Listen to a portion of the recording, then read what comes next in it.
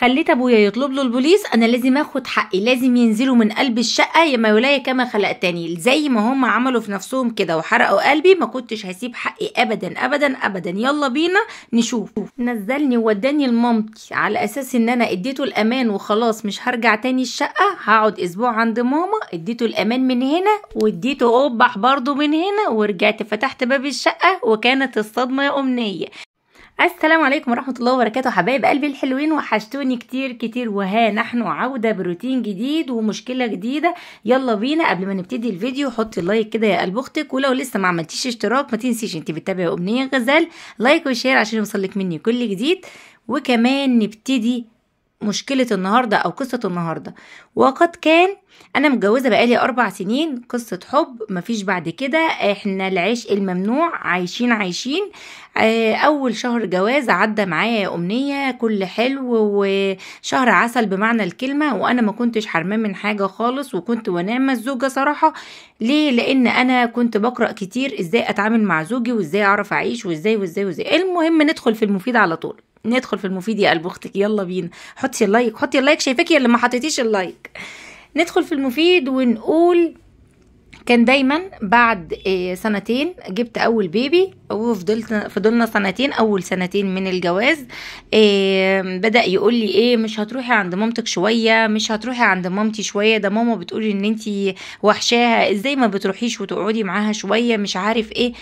مرة و2 و3 و10 و20. المهم انا ما اخدتش بالي غير فين وفين لما كنت ارجع الاقي شعر طويل في قلب الفرشة، الاقي في حاجات ما هياش مظبوطة في قلب اوضة النوم، واشياء داخلية مش بتاعتي يا أمنية. حلوة، أشياء داخلية مش بتاعتي يا أمنية دي. أي والله العظيم. حطي اللايك، كملي معايا الفيديو فاخر من الآخر. المهم ما بقتش أتغابى يعني واروح أسأله، ولكن حبيت إن أنا أراقب الأمور كده وأشوف الدنيا ماشية لحد فين. أشوف الحاجة دي مش بتاعتي. طيب أدخل جوه ألاقي فيه روج على المج، حتى درجة الروج مش بتاعتي. طب أعمل إيه؟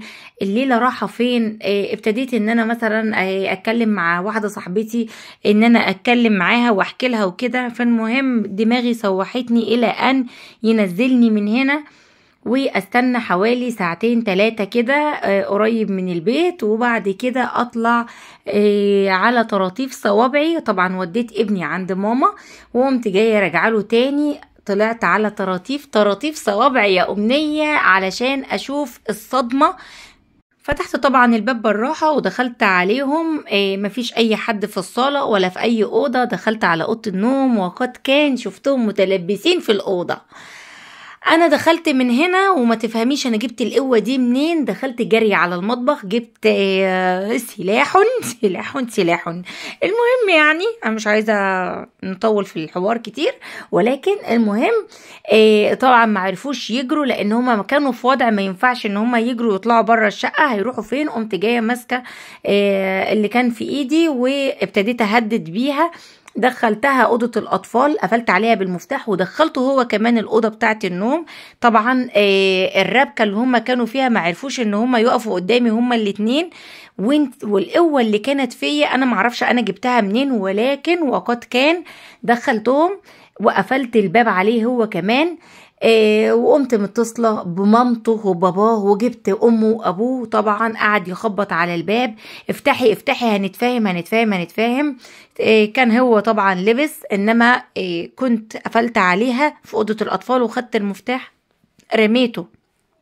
خدت المفتاح فتحت شباك الصالة ورميته بتاع الأوضة اللي هي فيها. أما المفتاح اللي هو بتاع الأوضة اللي هو فيها سبت المفتاح زي ما هو لحد ما مامته وباباه جم وهم اللي فتحوا له بنفسهم. واتصلت بابايا انا كمان وعملتها له فضيحة. ام جلاجل يا أمنية كانت واقفة على باب العمارة تحت. عملتها فضيحة كان يقشعر لها الابدان حرفيا. جه بابا قال لي ايه اللي يرضيكي؟ هو اللي طلع عليا ان انا لازم اطلب له البوليس يجي المركز ياخده، لازم ياخدوهم بالملايات اللف يا أمنية. وقد كان طبعا جه البوليس واخدهم، وانا دلوقتي عند ابويا ومامته وباباه. محدش مغلطني، ولكن بيلفوا عليا علشان ان انا اتنازل عن المحضر وان انا اطلعهم. مش اطلعه هو بس، لا اطلعهم هما الاتنين. وان هو هيعمل اللي انا عايزاه وكده كفايه ومش عارف ايه، وليله كبيره قوي بيلفوا عليا كتير كتير كتير كتير.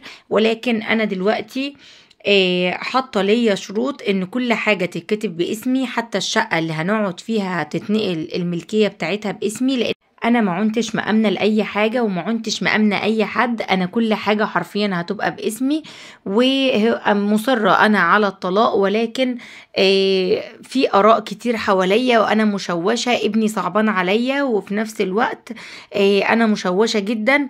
في مامته بتعيط لي بدموع وبتقول ان هي دي غلطة وان انا اللي هربيه وان انا يعني غلطة وهتغتفر وهيعيش معاكي تاني وتربوا ابنكم، بدل ما الولد حرام ان هو كل واحد فيكم يعني يروح في ناحية.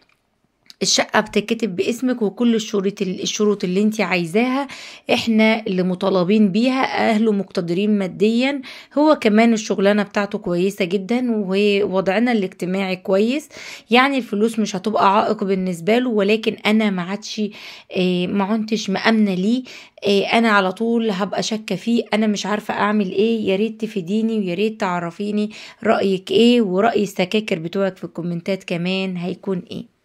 حبايب قلبي الحلوين، ما تبخلوش عليا باللايك والشير وسبسكرايب عشان يوصل لكم مني كل جديد. وكمان ما تبخلوش تقولوا رأيكم في المشكلة دي. انا رأيي في المشكلة دي كالآتي، ان هي ترجع وتديله فرصة تانية. كده كده كلهم مصطفى ابو حجر، وكده كده كلهم ملهمش امان، فتعيش وتتأقلم وتأمن نفسها من كل حاجة، تأمن نفسها ماديا معنويا نفسيا. هو خليه آخر اهتماماتها، ولكن عندها ابن ما تهملش فيه، ما تهملش في نفسها، تشوف نفسها قبل أي حاجة وتشوف ابنها كمان. هو يكون تحصيل حاصل، يكون موجود معاها وكل حاجة، ومش أول مرة إن حد يغلط، مهما كانت الغلطة هتغتفر. ده رأيي أنا، لو مكانك هعمل كده.